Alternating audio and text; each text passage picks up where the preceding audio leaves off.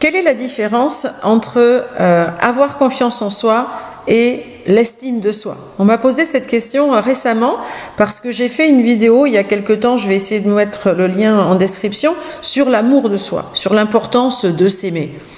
Et c'est vrai que ce sont des valeurs qui sont pour moi très importantes à travailler, mais donc suite à cette vidéo, j'ai une amie qui m'a demandé mais qu'est-ce que l'estime de soi, qu'est-ce que avoir confiance en soi, est-ce que c'est pas un peu la même chose tout ça, l'amour de soi, est-ce que c'est pas la même idée avec des expressions un peu qui se ressemblent ou qui sont synonymes? Alors c'est un peu quand même la même idée, mais il y a des petites subtilités. Alors moi j'avais parlé de l'amour de soi dans ma vidéo parce que je trouve que c'est très très important de cultiver l'amour de soi, parce que l'estime de soi c'est un tout petit peu différent.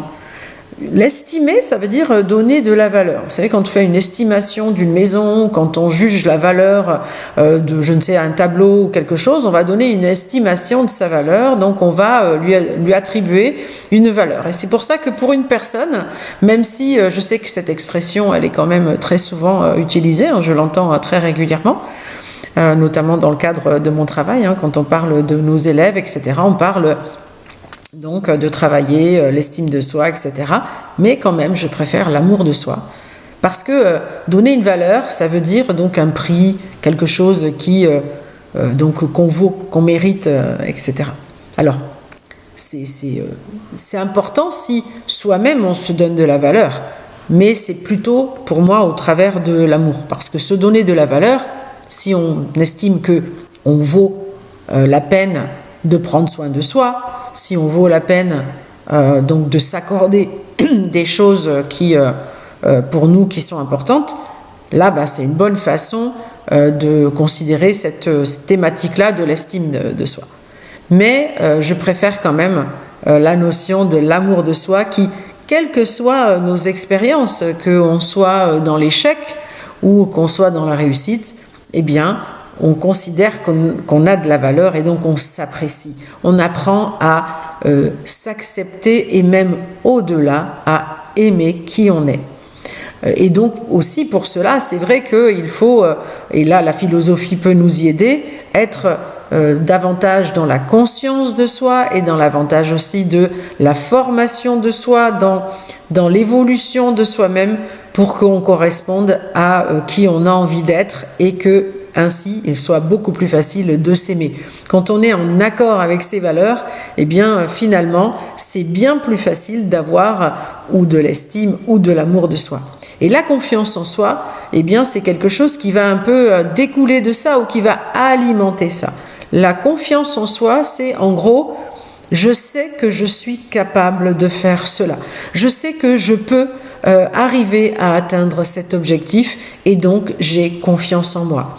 Pour avoir confiance en soi, eh ben c'est pareil, il faut se donner les moyens, se former, s'entraîner aussi. Moi, quand je parle, par exemple, de travailler la confiance en soi des élèves, par exemple, avant un examen, eh bien, je les encourage à s'entraîner.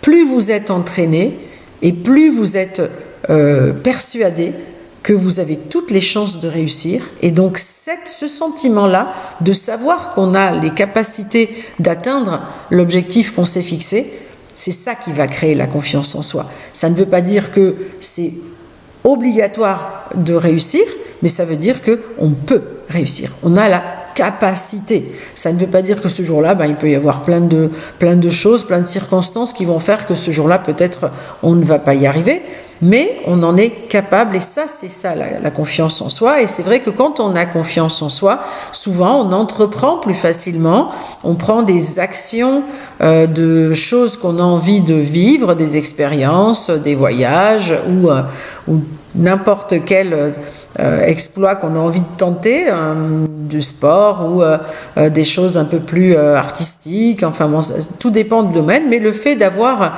donc cette confiance en soi nous permet de ensuite agir, et cette action va aussi alimenter cette estime ou cet amour de soi. Donc c'est vrai que c'est pas tout à fait la même chose.